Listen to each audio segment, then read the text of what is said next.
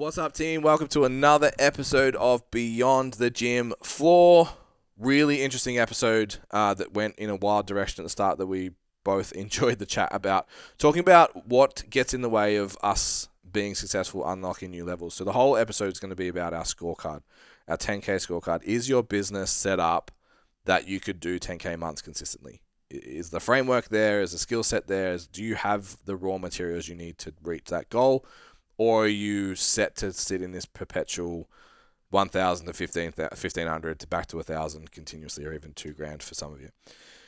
At the start, though, we talk about some self-worth stuff, some perception stuff, some fear of success, some fear of failure, fear of other people, just unpacking like what keeps people in that space, and then go into the practicality of the scorecard as to being the solution that you can apply yourself to. So don't forget to like, share, subscribe. It makes a really big difference to the reach of this episode. This one's a really valuable one. It'll make a really big difference in a lot of people.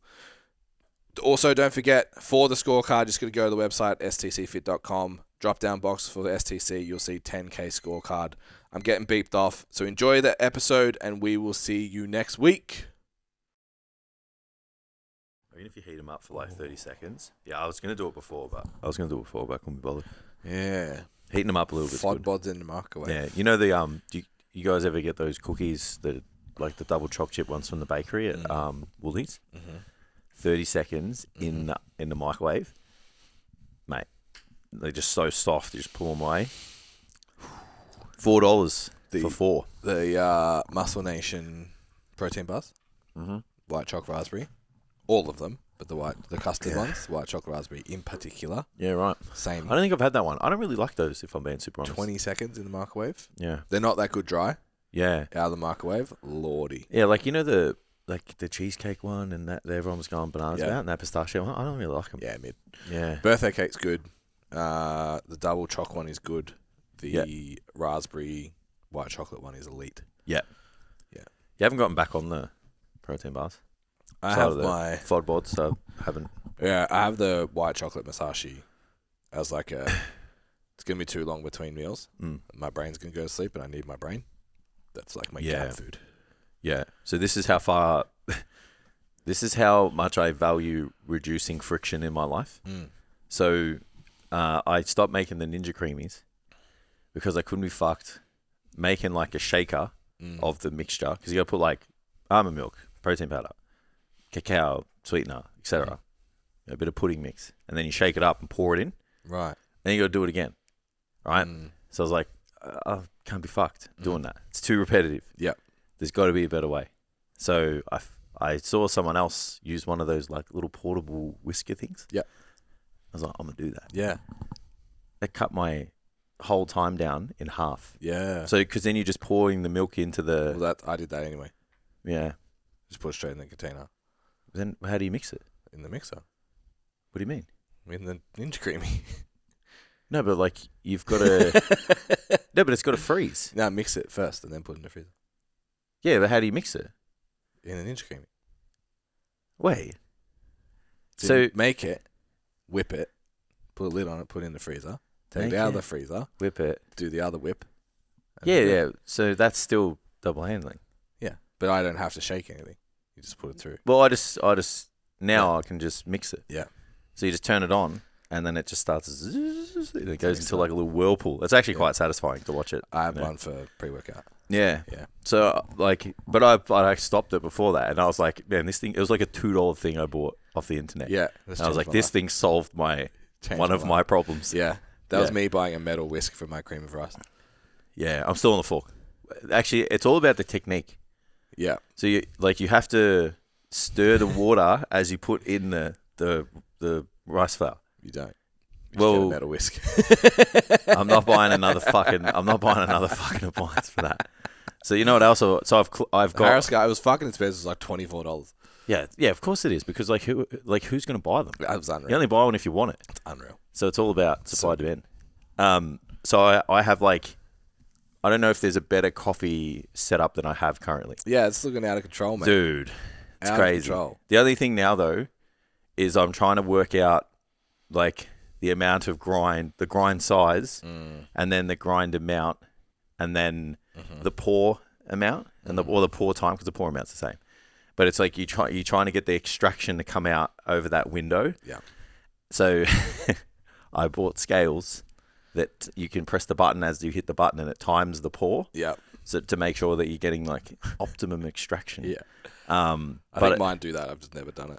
Yeah. So, and I've got like these scales are sick, bro. It's got this like rubber mat. It's like heat proof. I'm pretty sure I have the same scales. Yeah. And it's like USB charge, so I don't have to have batteries. I'm like, fuck, this is like the way to go, right? Yeah. At least, micro scales. So like to the 0.1 of the gram. So so I've got the micro scales. I have this like station where like coffee, guys.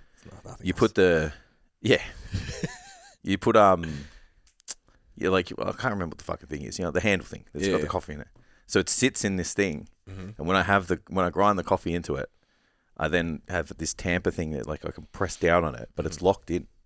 Right. Yeah, it's perfect, dude. Yeah, it's sick. So it's like it just goes into this like less kind of hollow, and got me little fucking whisker thing that distributes the coffee evenly. So fancy. And then tamping it. Yeah, so now it's just I'm close. Close. Have you noticed a difference in your coffee? Yeah, the creme is fantastic. So it's worth it? It is if you like your black coffee. Yeah.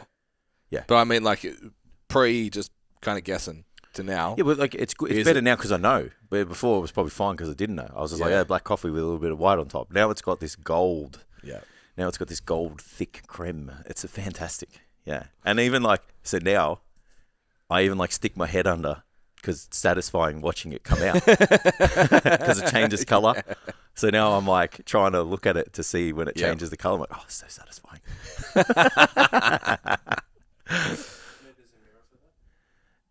Okay. I don't need to buy anything else, Tam. Stop. Let's get a whisk first. Yeah. There'll be a whisk and a mirror in the shopping cart tonight. You watch.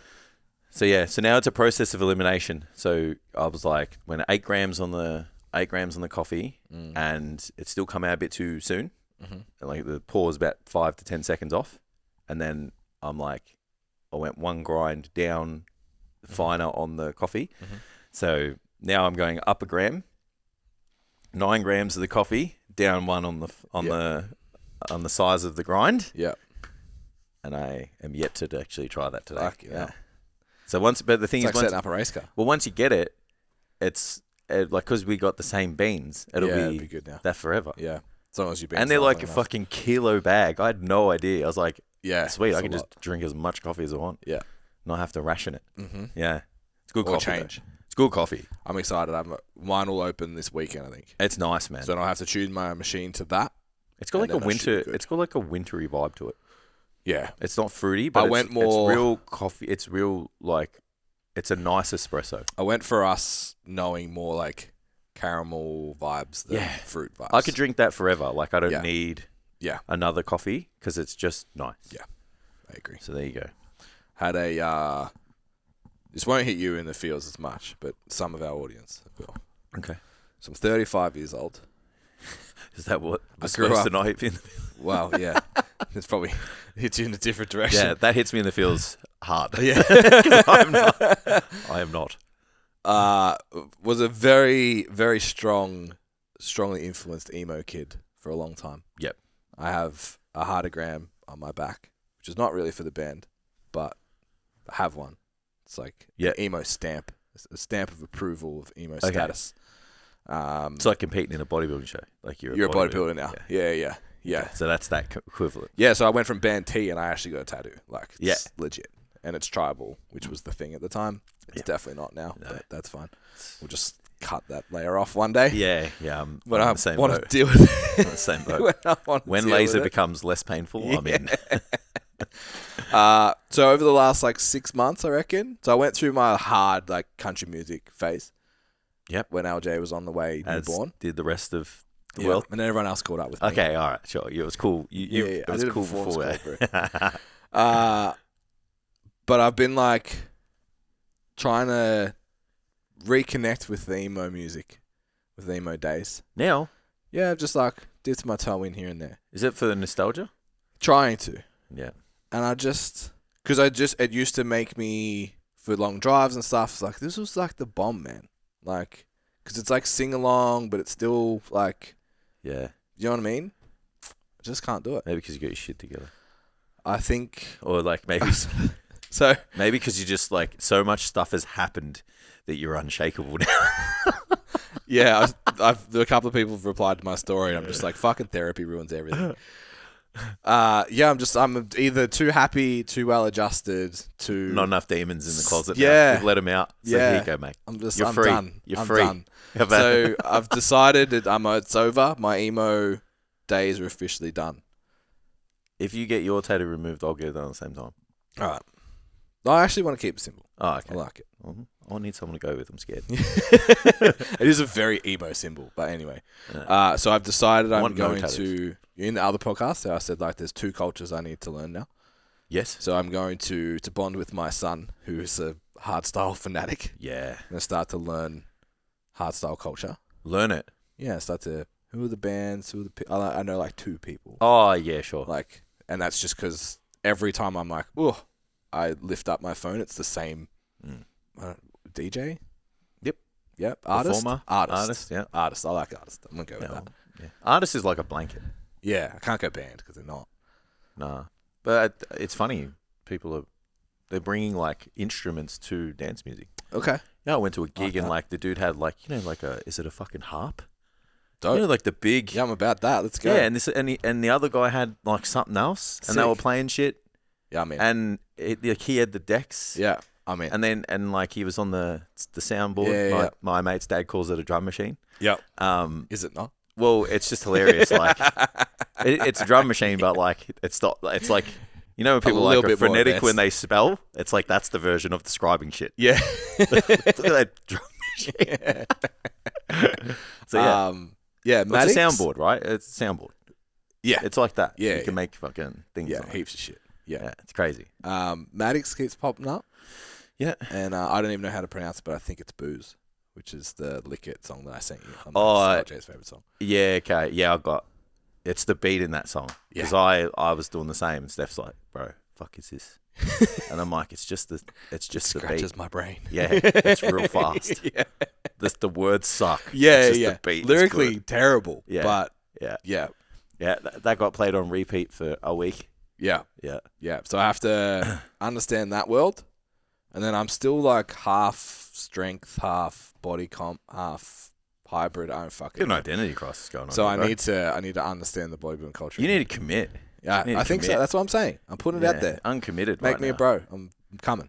Well, you got to do pump training. I did the basketball pump training. Yeah. You got to understand there's reps. pump training and then there's progressive overload. overload. Yeah, and pump doesn't mean you can feel your muscle. It's different. It's not the same thing. You got to train with speed, man. But yeah, it's funny. So we were sitting in the office at U Strong the other day, and Jess Dion was doing cardio, and like just all of a sudden metal just erupted from the other room. I was like, so metal's still on the cards, just to be clear. Yeah. Emo is not, but there's always a time and a place. Yeah, because there's a couple of demons. Proper metal. There's a couple of demons you can't let out. Look, there's still a little bit. Keep them. There's a little bit of like shake the bar, like head shake kind of vibes still in there. Yeah. Actually, so it's demons, not just general sadness. Yeah, you got to cage them up because they're useful. Yes. Yeah. We can't sing about. You can't let the ones out that you got to let the ones out that like make you sad and like not take action on shit. Correct. It's like those you need therapy. Correct. But there's like the demons where you're like, I'm gonna lift this bar, I'm gonna feel so fucking jacked afterwards. Yeah. You're like, oh, thanks, bud. Now get back in the cage. Yeah. Yeah. The metal's like. So I think a lot of this is like to do with like the identity of becoming a dad, right? So like metal is still, if you come near my family, I will remove your face.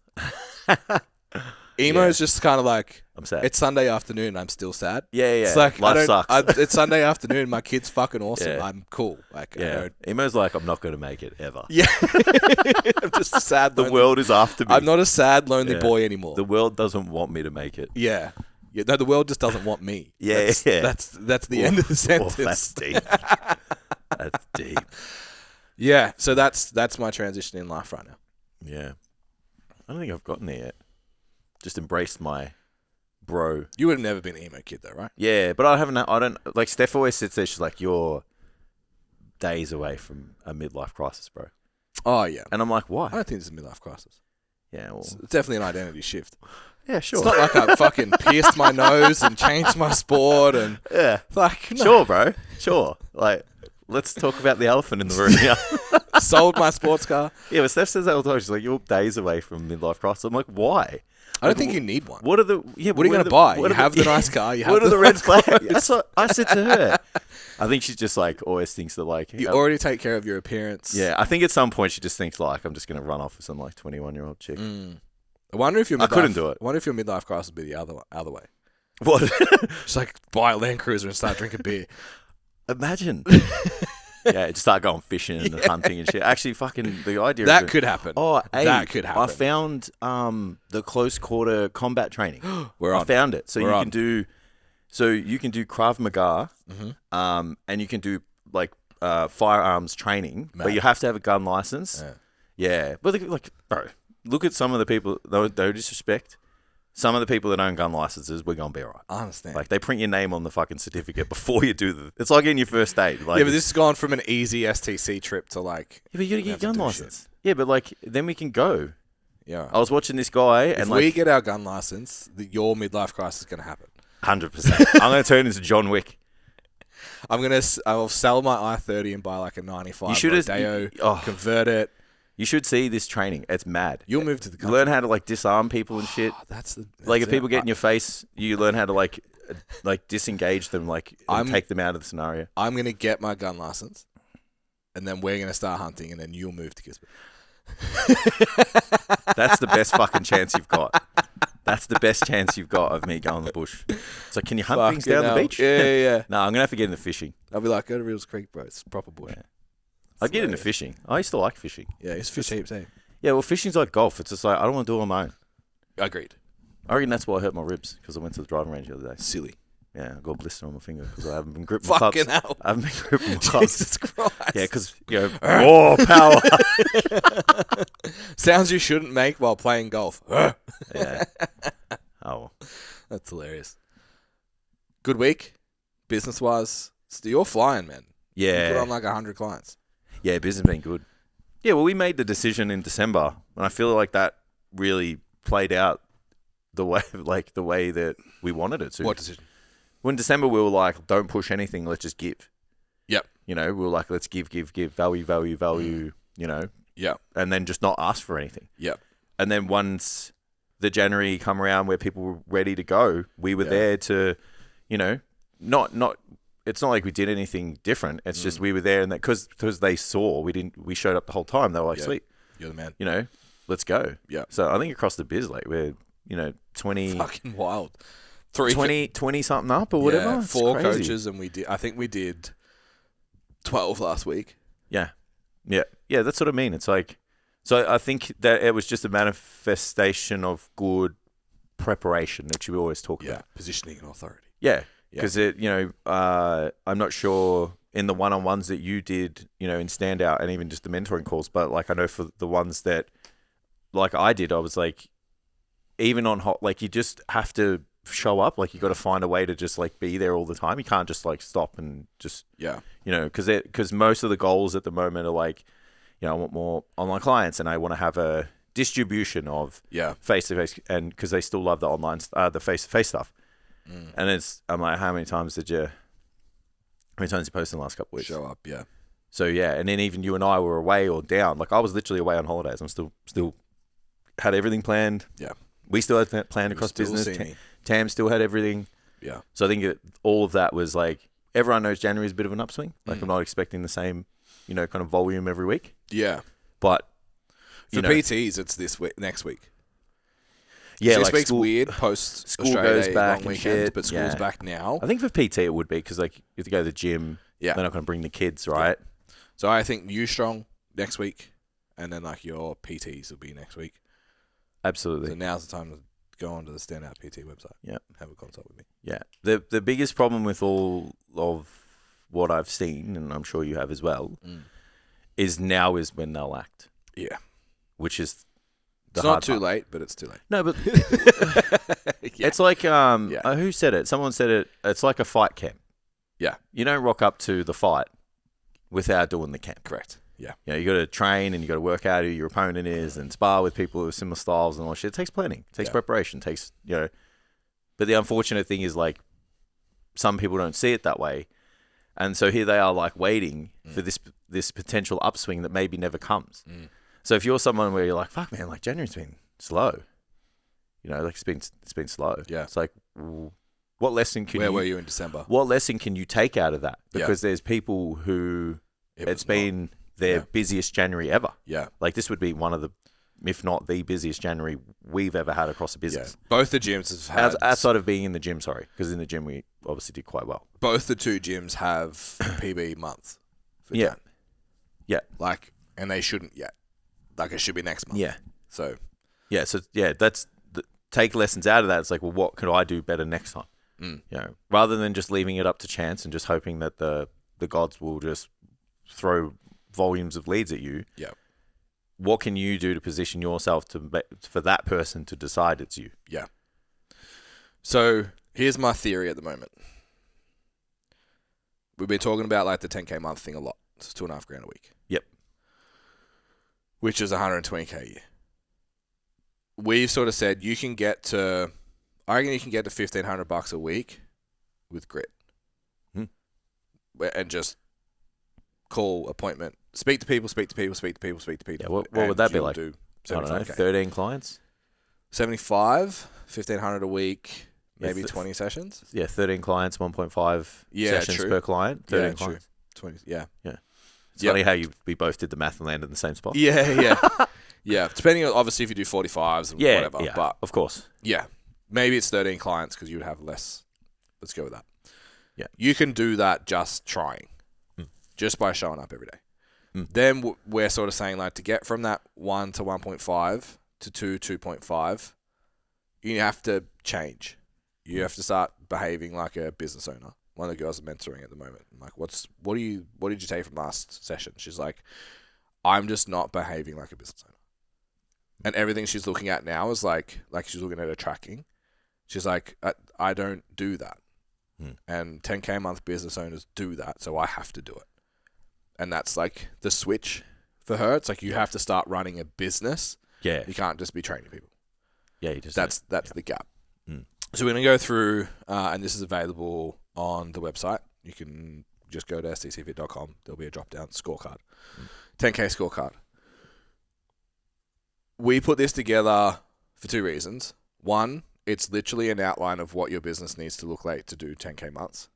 It's also every outcome that we have put in Standout PT. Because that's literally what we did. It was, what do you need to do 10K months? Yeah. And wrote a program for it. Absolutely. It's a 26-week program. I hit a new income PB from coaching this week. Congratulations. Thank you. Which is wild this far in and with so much else going on. And my wife was like, so what does that put you, like top 10, top 5% maybe for your age group? I was like, I don't know. Because I've always had in the back of my mind that the top, so you know, like the 3% of the world's wealth control the other 95%. Yeah. You've heard that before? Yes. So I heard that when I was like 22 and I was like, I have to be in the 3%. Like that's always been a benchmark. Isn't the 3%, sorry, we're going to get there. Yeah. So 3% in Australia is 280K. I was just about to say, yeah. So is that per household though? Because I think it might be that stat. I think it's individuals. Are you sure? Cause, no. Yeah, I think that's per household. Interesting. Because Steph and I were looking per household the other week because we're trying to reduce our taxable income. Yeah. Because we're both getting taken to the fucking ringer. I bet. Yeah. And I'm pretty sure we looked at that stat and we're like, oh fuck, we're in like the top 2% of the country. Yeah. It's wild. Congratulations. Thank you. So yeah, I think it might be not per person. Interesting. Which is even more wild when you think about it. Yeah. So I had a look. Percentage under, let's say it's 150. Percentage of people under 40 doing 150 a year. Oh yeah, I've done. Yeah. Which is 3. Like 3K. Which honestly, if you can get to 10K months, another $500 a week, it's the same model. I think we spoke about this a couple of years ago, and you and I were both like, "Hey, look at this," and we're like, "Congratulations!" Yeah. So it's 5%. That's amazing. So you're in the top 5% of income earners under 40. And then I've also looked in the past when we were sort of like trying to figure out, let's call it, household distribution of work. Yes. And balancing, okay, how much time am I going to be home versus what workloads Amy going to have, all that kind of shit. Just like how we manage this. The average 150K income earner, regardless of age, 55 hours a week. Yeah, it doesn't surprise me. So it's 11-hour days, 5 days a week. Yeah, it doesn't surprise me. So add the gym to that. That's 13 hours out of the house every day. Add travel to that. That's 14 hours out of the house today. Steph would work that much. Yeah, I did that. What day did I give you strong? Steph would work more than that. Wednesday. Yeah. I was like, oh, people do this every day. Yeah. Steph works 6 days a week. Yeah. And properly. Like, Yeah, it's works not. 6 days. Yeah, it's not like Yeah. might just turn the laptop and read emails. Like she's making shit, doing shit. Yeah. You know, emails. It's crazy. So that just like got me thinking of just like, so we're going to go through the scorecard and you might sit there and go, oh, buy Jingos. It's a lot of work.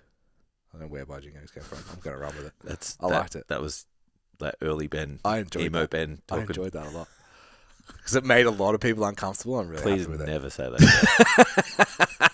That's sticking now. It's like some of them will say, "Holy shit, yeah, that's a lot of work." That's heaps of work. Fuck, bro. That's better. But when you realistically sit back, like if I was sitting here going like, so you can either go work a corporate job for 55 hours a week, or you can post 7 times on Instagram. Fuck. How often do we deal with the friction around showing up on social media? Yeah, often. And is it honestly just a lack of perspective? Even showing up on the phone. Is that the hardest thing? Is it just a lack of perspective that the hardest thing in our business isn't that hard, but it's the hardest thing we have to do? Yeah, absolutely. Or is it actually really, really hard? I'm not sure. What do you think? I think the mental block at the start is hard. Yeah. Once you overcome that, it's like that's the barrier to you having the lifestyle. Like, you know, when people look at your, like, from the outside in, they're like, oh, it looks pretty good. And then I'm like, you would not be able to do this.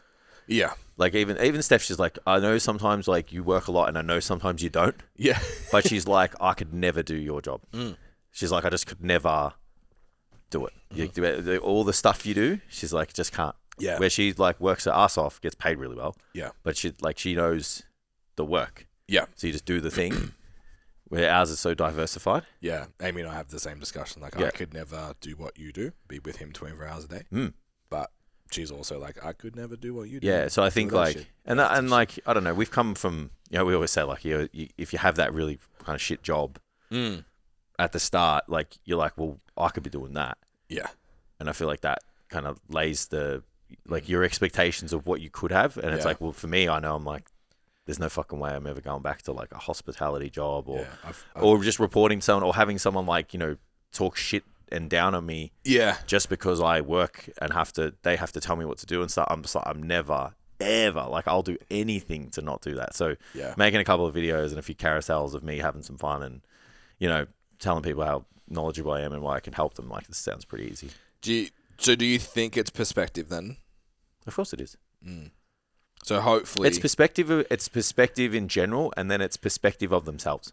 Yeah. Because the barrier in a lot of cases is that they don't think that they're worthy enough. Yes. And then they're also worried about what other people think, and they don't have enough proof yet to not care about that. Yeah. Where you and I don't really care. Like, you know, every now and then it's like, you know, I'll go on the YouTube and I'm like, fuck, who's coming for me today? What thing did I say that maybe was incorrect or maybe I didn't articulate it properly? But like, and there'd be years gone where I'd be mortified. Yeah. And then now I'm like happy. I'm like, oh, I can't wait to see who's commented on the YouTube this week, you know? Yeah. On the YouTube. You know what I mean? Like, but I'm so comfortable now where I'm just like, man, like someone called me out and I'm just like, you know, a PhD and trust me, bro. And I'm like, well, how's 20 years of training and 15 years of coaching people and an exercise science degree do for you, bro? Yeah. No, like, I don't care anymore. Yeah. You know, where that comment for someone else, that's 3 months of their confidence gone. Yeah. So I think it's perspective of, like, maybe you haven't come from something tough enough to know what your other hard could be. And then the other thing is, like, there's fear around putting something out and having people come for you. Yeah. Yeah. And that's bigger than I think the perspective thing. Yeah. Have you ever had clients that, like, get to goals and sabotage. Yeah. Whether it's a weight number or a... Well, I've had people always try and, like, they get to a point you feel like you're going to break through and then they just relapse, yeah. Yeah, and you can see it repeat. Yeah. I've had that a lot. Not a lot, but like I've seen it enough. I feel like that happens in business too. Fuck, it's happened to us. Yeah. How many times? Even, like, I remember, because I was thinking about my online coaching journey. It's like, I was like, I don't want to be an online coach. Fear. Yeah. It's purely. Yeah. I'm just going to do face-to-face because I like it. Comfort, fear, too hard. Yeah. Then I got my first 10, and then I'm like, wasn't really doing anything. Mm-hmm. Why aren't I getting any more? You're not doing anything. Yeah. And then we went into lockdown. It kind of, made the Forced decision. hand. But then we fucking went all in. And then it was like it'd get 20, 25, and then it'd go to 23, then 27. And even like, I'm like, when I hit 30, huge. Yeah. I'd hit 30, I'd go to 25. Yeah. I'd hit 30, I'd go to 25. Yeah, I did that for And 10 I can't remember where, like, we went somewhere and they're just like, what you're currently doing now is the reason why you can't break through. Yeah. Because Just keep doing the same thing. what you're doing is what you deserve to get at 30. It's like, Yeah. you can't do the same thing and expect to get 35, 40. And then change the strategy, change, whatever, change some of the inputs, got better at the game as well, right? Yeah. So it's not necessarily like, when you think about what you're doing, you got to do more. It's how you're doing it too. Mm-hmm. And then, 30 turns into 35, 35 turns into 40. And even then I was like, I need to break through this. Yeah. And it broke through it and maintained it Yeah. from doing something else again. Yeah. And that's been the biggest lesson. Yeah. Like in business overall, it's like, what you did to get you here isn't necessarily what you need to do to bring you forward. Yeah. Yeah, that's a really good point. I was going in a slightly different direction. I think people need to listen to that though. They're like, if you're making $1,000, like we said at the start, it's not going to get you to 2,000. Yeah. Or to 3,000. Like it's the processes have to change. But I know maybe for myself, I think I've done it too. But I see it in clients a lot with like weight loss or whatever. They'll hit a number and then bounce back out. Oh, so you think you're saying like mentality wise, like it's like if I make six figures, change their that behavior, means something about me that maybe I have a negative connotation, or maybe like my parents are like, my bad, whatever about money and whatever. Oh, dude. So I don't deserve that. to make this, and I still have that up. sometimes, man. I'm like, fuck, this could work. Yeah, that's terrifying. Yeah, like what I actually want to happen could happen. That's fucking scary. Yeah. Like, it's terrifying. Yeah. So I built out everything for the two gyms and for us. Just for the two gyms. Didn't really... us was laid in there. And I was like... Built it all out first for their outcomes and everyone's outcomes. And I was like, okay, what happens? What hits my bank account if we do this? And I sent you the loom and I was like, Jesus. Okay. Oh, was that our bank accounts? Yeah. Oh, wow. That wasn't company. That was each. Yeah, let's look at us both. Fucking fidgeting around and like flushed and shit. And that's not even with like coaching in there as well. Correct. Yeah, dude. Fuck. All right. Yeah. All right. So I think people do that when we say you can make $3,000 a week. Yeah. Absolutely. That discomfort, that like, fuck, I'm not Yeah. just a personal trainer. I just do sessions. Yeah. Yeah, absolutely. But when you sit back and you go, well, most people that make $3,000 a week work 55 hours a week. It's like, oh, and I you can do it in 30. Yeah. We were going fishing, going on the beach on Friday. Like, you can do that in 30 hours. Like, that's not bullshit. No. Like, we'll scale your business to... No, that's not even being dickheads. Like, you can make $3,000 a week just face-to-face, let alone before you go online. Yeah, absolutely. If you have the two together, like 30 hours a week is not, and that's content creation, admin, programming, check-ins, and training people. Yeah. It's a legit thing. I can't agree more. I don't know how to solve that for you right now. I don't have a Jocko down the lens to be like, you need to believe in yourself.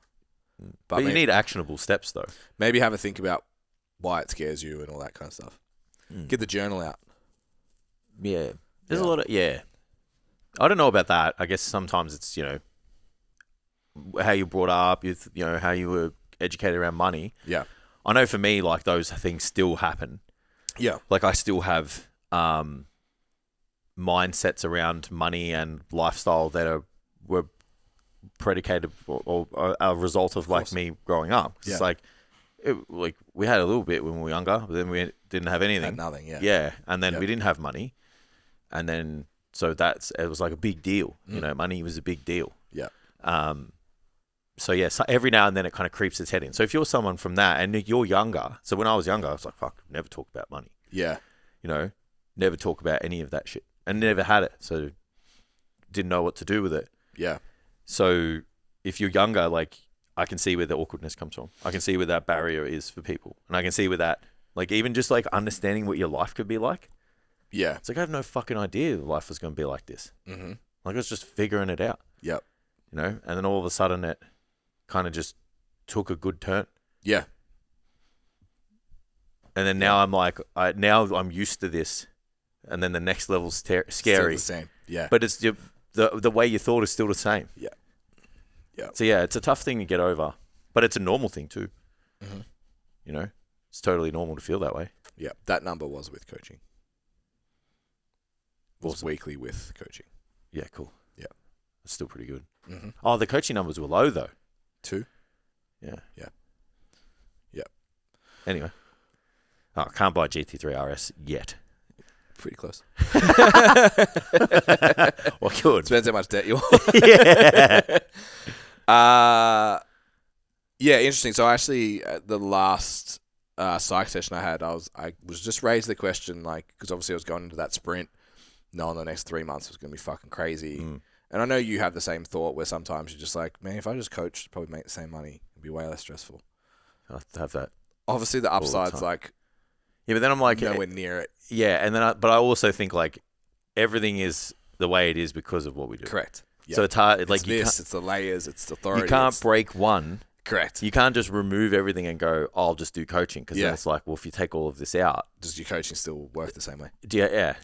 Which it probably doesn't. Yeah. So I have to remind myself of that all the time. So all of this is the way it is because that's why. Correct. You know what I mean? Yeah. It's the whole ecosystem that provides the support to and I was just said to her, I'm like, do I like this, or is this coming from a place of lack? Like, is this I'm trying to prove my worth? Do I still have a chip on my shoulder that I'm not aware of? Like, I can list 100 things that I'd like about my job. But am I working like myself like a dog because there's some underlying like self-worth thing that I'm still trying to prove myself or whatever? So she said she's really good. She doesn't do like the let's talk about your family and upbringing stuff. She's like, solution. Good. So she's like, I don't want to talk about it. Don't make me cry. Where is it? So in your journal, what would it mean to be enough? What would it look like to be enough? And what would I do if I knew I was enough? Wow. You're not getting that answer from me right now. I'm not asking for it right now. Making my skin crawl. That's a deep question. If you're out there and you're like $3,000 a week is terrifying, it's probably you don't think you deserve it. I don't even know the answers to those questions. Takes a little while. Like you couldn't. That's going to be a long journaling session to overcome that one. That's like what would it look like every day? It's like 2 dot points. Yeah, and then even I just love like the question. The way I interpret the question is different every day too. Absolutely, I'm already thinking of 2 different ways of thinking it, because it's like you're looking at one at like a business owner, then all of a sudden I was looking at one as a person. Yeah. What would it look like? Yeah. To be enough. Yeah. Yeah, that's the biggest one is what would I do if I knew it was enough? Mine would be chill the fuck out. Not clench my jaw 24 hours a day and have fucking lactic acid in my fucking jaw because it's tight all the time. Have migraines and sore ribs and shit. Yeah. And even just like, I put a post up that most of us don't like. Most of us are all pursuing success, but don't quantify what success is. So you're never successful. Oh, yeah. Because me right now is successful to me 5 years ago. Absolutely. But to me right now, it's not. Yeah. Do you know what I mean? So what would it look like to be enough is like, well, so what actually has to happen for you to fucking be like, yeah, I'm valuable. You know what I think the value of that is too, with that, what would it look like? It's like not being hyper specific as well. Yeah. Because like the numbers don't always land, but you move in the direction that you want. Or you get massive growth in this area and then this one doesn't get the growth, but you are hyper focused on this. Yeah. So all of a sudden you're like, well, what does this look like? It's like, and you bury yourself in this area and go, it needs to be really this number and rah. Yeah. Then you're like, well, and to be honest, that's what I'm doing. Yeah. I'm like, why am we not here? And then you're like, hang on a second. Yeah. What does success look like? It looks pretty fucking, it looks pretty good at the moment if you actually pay attention. Yeah. I'm not doing 55 hours a week. Yeah. It's a start. Yeah. Yeah. And that's a tough thing if you're like that high achiever, like high, what's the word? Like you put a little bit of your self-worth on your work ethic, and you kind of get anxious when you're not doing shit because you think you should be doing more. Yeah. Was it like high A or whatever they call it or some shit? Yeah. That's tough to live with. Anxious high achiever. Yeah, that's the one. Yeah, and I struggle with that all the time. Yeah. It's like, fuck, should be doing more. Yeah. Maybe if I knew what it looked like, I could just be like, oh, no, because this is what it looks like and it's good. Yeah, well, like, if you haven't determined the outcome of, I would feel like enough if, then it's like the income thing. It's just like, I just need more. Yeah, true. What's the end goal, though? More. Then you never have one, right? You're never happy. More. Yeah. More muscle. Well, that one you can never have enough. I had a conversation during the week, like, my standard for coaching now is perfection. And we spoke last year about, like, the year not being as fulfilling as maybe it should have been. Yeah. Given the outcomes that we had, and which was probably this stuff. And I fucked up. I actually lost the client because I fucked up. Like, I just made a couple of mistakes in a row around a program, and I was like, she's like, I want to cancel. I'm like, you know what? Yes. Like, this is 100% my fault. Me, yeah. And it fucking ate me. Because, like, the standard for my coaching is perfection. So, like, 12 o'clock on Monday, the week you're supposed to start a new program, if you don't have it, I'm angry at myself. Yeah. Like, it pisses me off. So, if perfection is baseline, I don't get to the end of the week and be like, fucking great, good job coaching this week, right? No. Because if it's perfect, that's the standard. It's the standard, yeah. So there's no upswing. Like, there's no pendulum. It just stops. Doesn't swing to the positive. It only goes one way, which is... It can only go down. Can only go down. That's probably I don't know what to do about it, but it's interesting. Yeah. Yeah, it's tough. I don't know. I've never thought about it like that. Yeah, because I'm looking through my results at the moment. I'm like, this is the best results I've ever gotten. Like you said, the last 12 months. The last 6 months, the outcomes I'm getting from clients are we've killed exceptional. We've killed it as a brand. Yeah. In the last 12 months. So it's like, well, what's the... But I'm just like, yeah, you should. You know what I mean? It's not, fuck yeah, bro. Like, everyone's killing it. It's like, they should be. Because you should be. It's interesting. Maybe that's where a little bit of benchmarking does help. Yeah. Because, I look at other people sometimes and I'm like, well, you're not showing what we're showing. Yeah. So there's a little bit of benefit to that. Mm-hmm. So, yeah, I don't know. Yeah. Being able to... How impressive is it that every single one of our coaches could put out a result every week? Not 4 on a rotation per month. Yeah, not the same ones. And I haven't gone backtracked any of mine. They're just like, oh, this happened this week, bang. Yeah. Yeah, it's crazy, man. All right, probably should do the scorecard thing. 30 minutes. 30 minutes. So, 5 areas that we talk about. Self, like mentality. Yep. Model, which is your systems. Self-systems. Service, sales, skills. Mentality. 2 questions that we ask in... You guys obviously can go take the scorecard. Like I said, it's on the website. You'll see it in the drop-down 10K scorecard. I do know my top 5 values, or I don't, and I do know my 1, 3, and 5 year goals, or I don't. We just did the values one with the guys, and the exercise we do is like pick your core values, then pick ones you're expressing well, which ones you're not, and then have a look at how you could express your core values in your work. We got in there at the moment. 15 people come to the calls. Something like that. Pretty consistently. A few people obviously just do it in absence of the calls. No one wrote wealth, money, etc. except you. I think it's not in mine as well, but it's probably 11th. No one wrote that in their values. It's not a core. Core's 5. Yeah. Yeah. Yeah. It's not the top 5. But making money is important to me. So, if no one in the group was financially driven and all they did was focus on making more money every week, they would get to the end of a successful week and feel unfulfilled.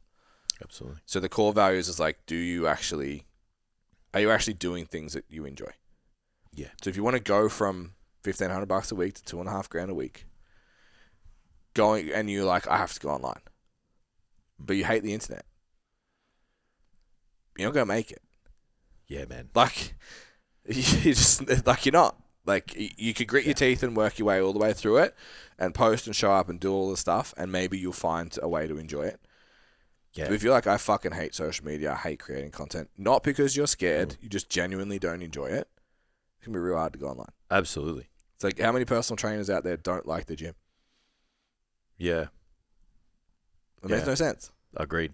Yeah, it's crazy. The long-term vision stuff is like, if you don't have a plan, it's exactly what you tell your clients. If you get in the car without a GPS, you don't know where it's the same. Yeah, you can't make business decisions if you don't know what the fuck you're trying to achieve. Absolutely. Yep. So we had a development plan with one of our girls during the week. It was like, this is where the business should be in a year, and this is where you need to be in a year. Performance this week already changed. Yep. Because you perform 25% better when you set goals and have a plan. Correct. Yeah. And a bigger vision than just, Yeah. I need to get clients. Yeah. It's like, I'm working towards something that requires me to get clients right now, but the outcome is much greater than that. Yeah, and then add the layer of the values. It's like you're doing all of this stuff in alignment with like what you want to be as a person as well. So that's where I think that 25% increase happens. It's like if you value contribution and connection and creativity and those types of things, and then you're like, cool, I can make these contributive, creative steps towards this destination now. I'm going to do it better. Yeah.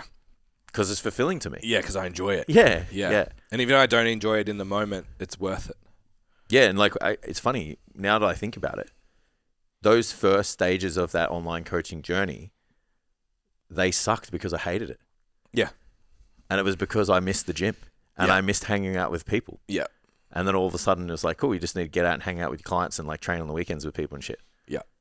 And then it's fun again. Yeah, and then it was fun again. And then everything kind of kicks off too. So it's not just like what you're doing, it's just like what meaning behind it that you give it as well, right? Yeah.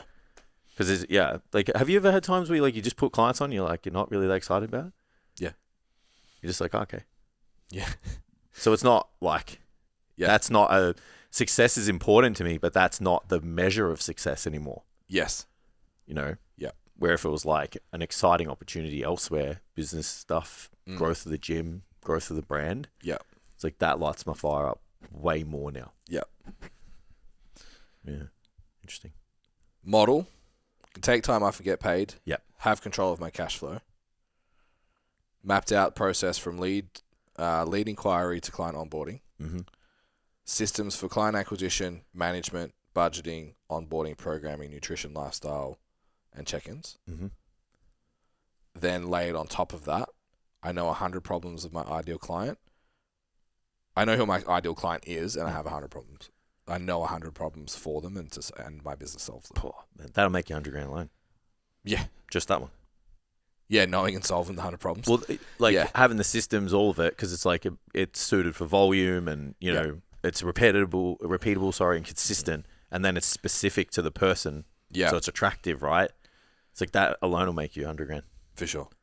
It's just like everything before that is the motivator to do the thing, right? Yeah. Tam clipped it, and it actually did pretty good because we talked about Formula One. It's like, it's better to have a fast car that breaks down. It's better to have a scalable business that's not full than a full business that's run out of scale. Yeah. I'd rather... Yeah, because then you're stuck in it and you can't make it... Because you're too busy training people, doing check-ins, doing whatever because your systems suck. People actually work on your business and fix the problems you have. Yeah, think about the mindset. It makes more sense. I'll get to it when I have the clients. Correct. I'll get to it when I have the income targets to do it. It's too fucking late. Which is like, I'll start dieting 4 weeks out. Yeah, it's too late. Yeah, you can't pull yourself out, or you don't have enough time and bandwidth to pull yourself out enough for it to be effective, useful. Yeah. So you're dragging out a 6 to 12 month period of when you could scale your business in such a short period of time because you're just too busy being in it. You can't remove yourself. Yeah. There is a solution to that, and we spoke about it during the week. Lockdowns. Locked-ins. Locked-ins, not lockdowns. Sorry. It's just embedded into my... Yeah. So we spoke about it with a trainer during the week of like, Jason and I have spent multiple occasions that have created huge leaps forwards in the business. Yeah. We've locked ourselves in the house for anywhere from 3 to 7 days and built shit. Yeah. Huge reductions in anxiety as well. Yeah. Very, very productive. Yeah, because back to the first one, whiteboarded it out. Does it feel good? Do we like it? Are we excited? Yeah, Does it every tick all the day every day has a theme. Yes. Awesome. Is this the product? This is the problems? This is what we need to solve? Yes. Sweet. Now this is what we need to do to build it. Yes. Build it. Yeah. So you actually know what you're aiming towards. You know where you're going with it. You have a plan. Even if the plan fails, at least you're aiming at something. Yeah. Actually, whispers of some get shit done retreats maybe coming. Yeah, I really like the idea of that. So let us know what you think. Like, we're thinking about rolling them out. We would hire a venue. Yeah, everyone would come. We would probably do maybe AM, PM coaching sessions. Yeah. And the rest of the time, it's like silent disco. Everyone puts their headphones on, grabs the laptop, and gets the fuck to work. Yeah, I reckon we could coordinate like the planning day and then the implementation day. Like we could do that, and it's like everyone will walk out with like the next 3 to 6 months mapped out for them. Yeah, if not done. Yeah, we map out. Yeah, we map it out, and then maybe do the first push. Yeah, so it's like this is first campaign or whatever. Yeah, this is it. So let us know if that's something that you're interested in. Because I reckon we'll, like that would bang. That'd be so fun for me. That like the idea of doing that sounds fucking amazing. Yeah, and I'd be like, you present so I can do it. Yeah. Service includes mentality, movement assessment, programming, nutrition guides, lifestyle management.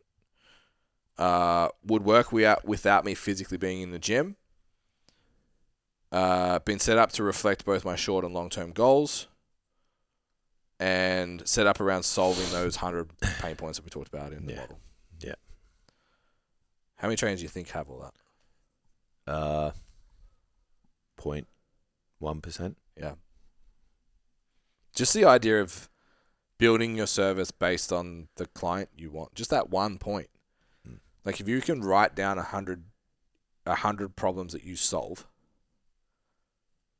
your service is good. Whether it's efficient or not, like, is probably another story because people will just overcomplicate shit. Yeah. But if you can identify 100 things that you fix for people, you should never be not busy. Yeah, I agree. Well, it helps with your messaging. It helps with your confidence. It helps with communication. Yeah. Sales is easier. Content's easier. Yeah, that's why we go so heavily into that service component and then dive a little bit deeper into the offers, is because when you sit down and actually think about what can people expect to get when they work with you. Yeah. What are the main things that they experience and get? Yeah.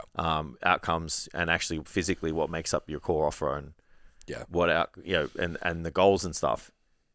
Everything else makes more sense. Where like now it's like, I might just maybe I'll write a workout for the day. Yeah. Maybe I'll download this nutrition resource just for this one client. Yeah. It's like, that's not a consistent, that's not thought out, that's not. So even when you sit down with people, it's like, how are you supposed to map out the vision when you don't have it? When you don't have one. You don't actually even know what the journey looks like for them. You don't know what you do. Exactly. Yeah. Yeah. So how are you confident in yourself? How do you believe you're enough from the conversation earlier? You don't even know what you do. Yeah, and how do you see the value in what you offer when you don't even know what it is? So, when everyone's like, oh, I feel like I'm charging too much, or I don't have the confidence to increase my rates. It's like, you don't have the confidence because you don't actually know what you give people. What's your value? What opportunity, what value you actually provide to somebody. Yeah. Where when you sit down, like how many times do we talk about it? We sit down and we're like, fuck, man, this is like so cheap. So cheap, yeah. Yeah. It's like so crazy what people get when they work with you. And then it's like, how does that change your language? How does that change your posture? How does that change your conviction in the call? Yeah. Or in the process of, onboarding? It's like, even when you're coaching people, like, you never told me there was 2 weeks notice to cancel. Yes, I did. Yeah. Because it's the model. Yeah. There's no way I didn't tell you. Because if I didn't, it's written right here. Yeah, it's like you signed up on it too. Yeah. Yeah. Like, it's just, you're so steadfast in how it runs. Yep. Like, yeah. From a back end and front end standpoint.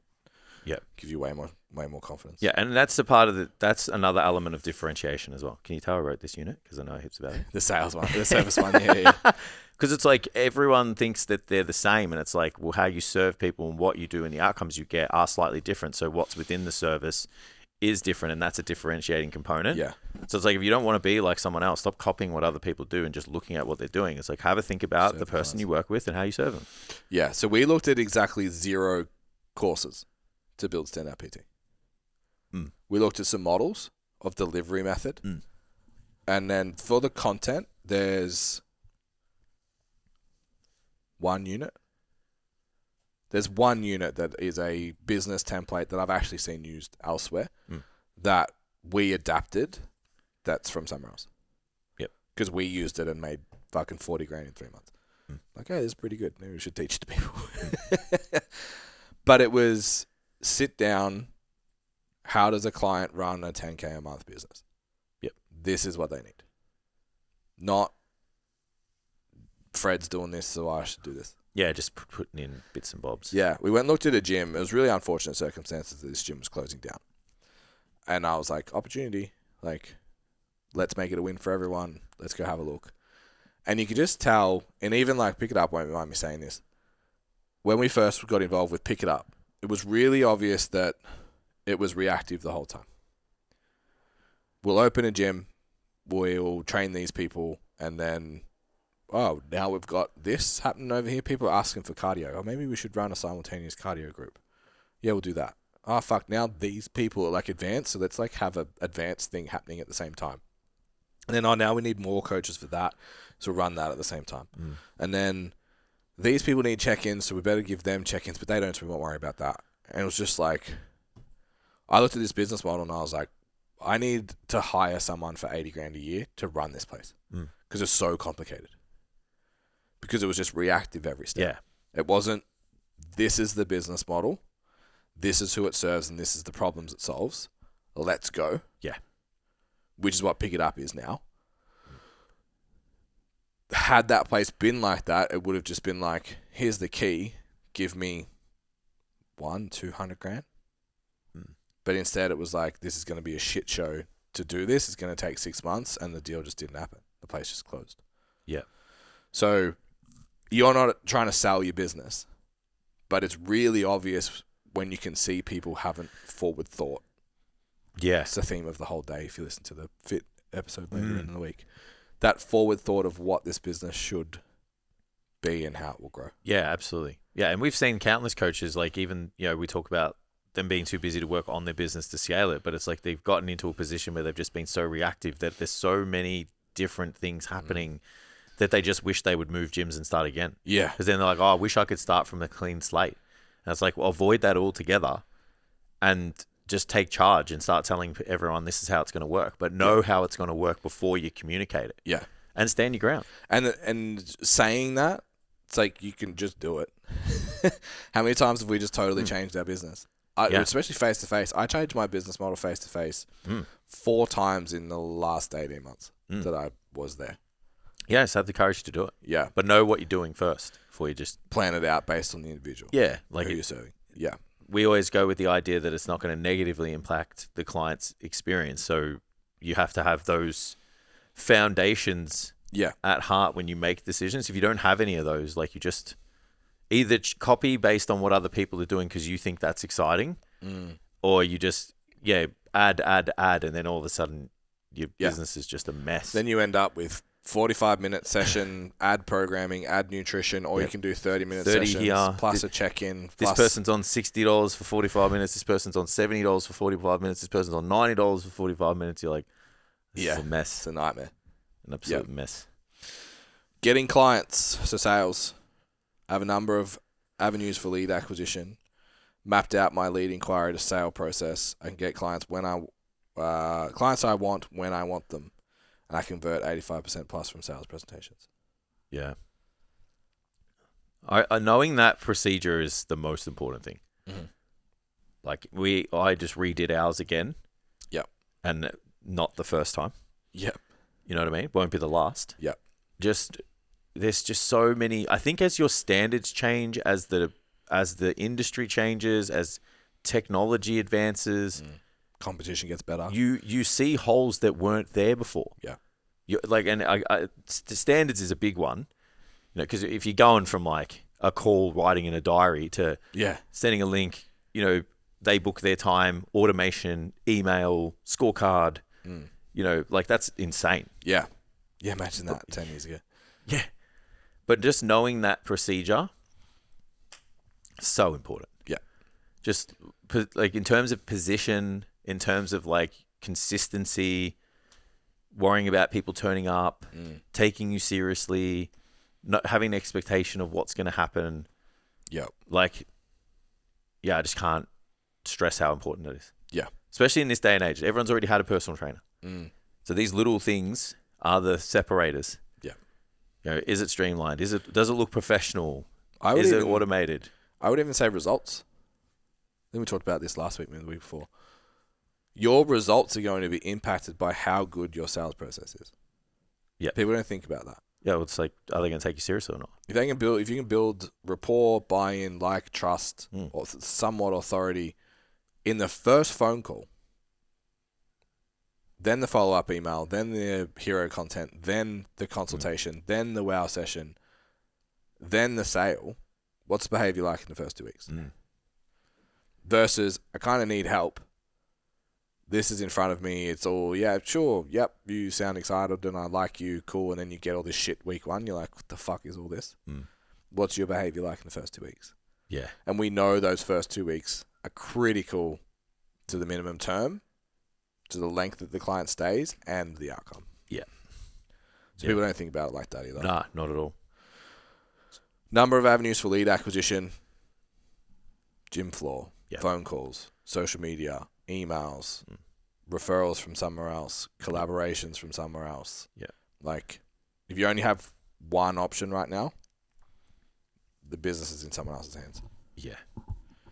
Which is scary. And then if you do all that stuff, the 85% from sales presentations will be easy. If you have the model and the service that you back and you understand and you know what your value is and what you bring to the table, it'll go to 85%. Agreed. Hilariously, this one I find really interesting because this one's like, people don't know what they don't know so much. Like, so we call it the Be Great pillar. Yeah. Which is like your skills. So sound understanding programming, strength, hypertrophy, fat loss. Sound biomechanical knowledge and can identify troubleshoot technique issues with my clients. Sound technical skills when it comes to exercise technique. Sound understanding of physiology behind fat loss. Sound understanding of physiology behind hypertrophy. Great communicator and motivator of my clients. Understanding nutrition fundamentals. So it's out of 70. So the answer I'm looking at, 71%. That's like the lowest score I'll see. Most people are like 90%. Yeah, I could put more questions in there about the coaching part. Probably should. Do you think, this is where it gets interesting. I read through this and go, sound understanding of programming for strength, hypertrophy, and fat loss. Yeah. That one I'm scoring myself high. Troubleshoot technique issues for my clients, 1,000%. Yeah. Sound biomechanical knowledge. I'm like, I know you do. And like, I've just asked Jason. That's mine. Ask Jason to teach the workshop for that week. Yeah. I've got a wedding. Got a wedding, bro. But it's like, that's not my strength. But I 100% know enough to do my job. Yeah, it should be called anatomical or kinesiology, not necessarily biomechanical, because that's working out like fucking force and velocity and shit. You don't need to know that. Yeah, but it's just interesting if I doubt it and we have first year PTs come through like, yeah. You know what I mean? Like, 9, bro. Fucking got that shit. And then you get into a workshop and you show, like, the reference line workshop. And they're like, fuck, I've never looked at technique like this before. Looking at, like, line of force and a force vector and shit. Yeah, so it's like, okay, do you understand technique? Yeah. Like, when was the last time you questioned your skill set? And when you're like, well, I want to get to 10K months. Fucking feet hip width apart squats ain't it. Yeah. And riding walking lunge isn't it. Yeah. It's like, is it knee drive? Is it where's the center of mass? Like, you need to be better than that. Yeah, well, I guess the opposite or the other side of the coin on this is like, you can score 100% on that and still have a shit business. And be broke. Yeah. Yeah, it's either have a shit business or still be broke. Yeah. You know? Yeah. So it's like, like, that is an absolute necessity to serve and fulfill your main core responsibilities as a PT. Yeah. But there's so many other things that you need to have in order to have the opportunity to do that. Yeah. And that's where the 100 pain points is valuable. Because 50 of them might be technical. Yeah. Less.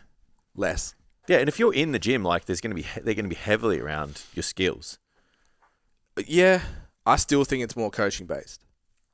Like the problem. So when we say pain points your clients have, is going to be things that they're worried about. Yeah. Sorry, I was thinking maybe like in the advancement of their career.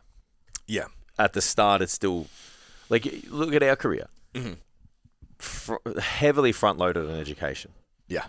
Now it's like business. Well, yeah, and it's business and learning. It's almost like psychology. Yep. Communication. Because it's like you kind of have your method. I think, to be fair, we were good communicators. We were at a point. I don't think necessarily at the start. I was too young. I didn't know. Yeah. You know?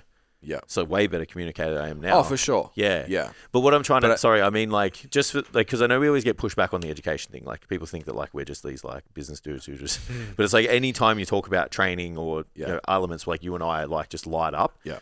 Our careers were exponentially front loaded with thousands of dollars with hard skills. Yeah.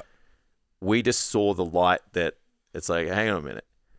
Like, for this to be easier, repeatable, consistent, and scalable, we had to do all the other 4 pillars before this one. Yeah. At the same time, not like after or before or whatever. Yeah. It's like you needed to be a good coach, but you had to run a fucking good business too. I think I was fortunate because I had the sales stuff. Yeah. So good. I was fortunate. It's a weird thing to say. I was fortunate to have shit genetics. If I had had good genetics, I don't think I would have made it. Because so much of my education early was I need to figure this out for me that then got passed on to my clients. Yeah. Because there were dudes way fucking smarter than me in the gym that I was burying in sessions. Yeah. Like I was doing 40 sessions in 10 weeks. So I was like, well, I'm already doing the thing. But I was like, oh, yes, I want to be the best. But B is like, I wanted to train a populace that I needed to look a certain way and know certain shit. Yeah. And I didn't know them and didn't look it. So I was like, okay, well, I have to know everything to be able to get the outcomes with the people I want to work with. And you actually want to keep your clients too. Agreed. So you can be great at selling. Like we've even seen it in the mentorship and even in Standout. Yeah. It's like, hey, I put on all these people and at the 12-week mark, they're out the door. And it's like, that's a retention problem Yeah. That's a service problem. That's a skills problem. Yeah. You know, so it's like you need all of these things to get them in, keep them, and serve them, keep them happy so they stay. Yeah. So head to the website, fill out the scorecard. You'll get a list of each pillar has a reference either to a pod or another resource to like help you out with that specific area. So if there's anything you score really low in, just go check out the episode. Yeah. The technical ones, obviously, you might just need to have a scroll because there's some on all of them. But I think I've done a scorecard like this and then just been like, okay, where the fuck do I start? Our advice, when you come through the Standout PT, if you get to the sales presentation, which means you present a business that we could help, and you present a personality that we want to be involved with, basically. Yep. The second slide is Cultures Matters. We don't take everyone because we don't. If you get to the end, it's... Where was I going with that? Oh, the time commitment. One of the things that people ask about Standout all the time is like, how much time do I need? Our advice to you is you should be working on your business an hour every day. When we built Standout, it was like, this would give you the framework to do that. Do all of our students do it? No. Some of them only do the 3 hours that are the calls and still make epic progress in their business. Yeah. Every time we've dedicated, say, 5 hours a week to making our business better, it's unrecognizable in 3 months or 6 months max. Every rotation that happens. We're doing it now. Yeah. So both of us are putting in 5 hours a week on either side of the business to try and develop the marketing. Minimum. Yeah. So if you don't know where to start, take the scorecard. Where did you score the least? What can I do? Dedicate. Black it out in your diary. Make it an hour and 20 so you get 10 to fuck around at the start, 10 to fuck around at the end. Dedicated work on your business and development. Yeah. It's making the... So to be clear... Writing a fucking social media post is your job. That's not working on your business. Writing a campaign for the first time and understanding how you're going to do your campaigns and your marketing and putting a structure together for that, that's working on your business. Yeah. The second one's your job now. Soz. Yeah. Yeah. Because it's just part of the marketing side. Yeah. Writing a resource is developing your business. Going through a walkthrough of your business as a client is working on your business. Reviewing how you actually onboard people with a critical eye is working on your business. Yep. There's heaps of shit that you can do to make yourself better. I understand on hearing all that, you're like, I'm fucking nowhere. Where do I even start? Pick the worst pillar, 1 hour a day, and just chip away. 12 months time, you won't know yourself, and the likelihood of you being 10K months is so high. Yeah. Yeah. You still have to make the phone calls. You still have to send DMs. You still have to do the thing. But your ability to sustain doing phone calls because you're not fucking fried or you're excited for a better... Instead of just not being shit, you're actually excited to show up and train people and do stuff because you've got this new nutrition resource that you want to give everyone because you believe in your service again. Everyone should have it. That will help with you doing the thing. Yeah. At least you know where the holes are too, so that you just don't live in anxiety knowing something should be fixed but don't know where to start. Yeah. So it's all there. Just do something. Yeah. It's progress. And if all of that sounds like too much, outsource it. Underneath the scorecard, there'll be a CTA. Come. Book a call with me. Join us. I'll have a look at your business. Again, if I can help, we can help. Yeah. We will. If not, we'll tell you where to go find help. Yeah. Good episode. Absolutely. The first hour was not what I expected it to be. And this is it ever? No. But that was really fun. Don't forget, like, share, subscribe. This, I think, especially that first hour, good insight into how everyone's feeling that don't want to talk about it. So please give us a comment, give us some feedback on what you thought. If you do the scorecard, come back and comment your score. Comes up as a percentage. Love to hear where you landed.